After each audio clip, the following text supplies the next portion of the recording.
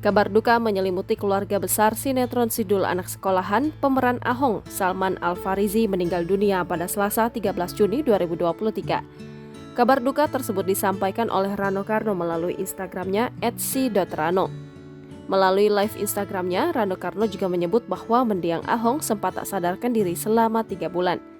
Dalam kesempatan itu, Rano Karno juga mengungkap jasa Salman Al-Farizi dalam pembuatan rumah ikonik Sidul. Rumah Sidul ini adalah juga jerih payah dia. Dia membangun ini bahkan untuk membuat turapnya saja sampai 3 kali gagal longsor, tutur Rano Karno. Karena tanggung jawabnya, dia kerjakan semua. Tidak ada tambahan, tambah Rano Karno.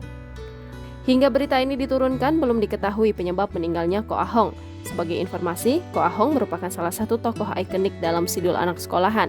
Ahong merupakan laki-laki yang dijodohkan untuk Zainab yang diperankan Maudy Kusnadi.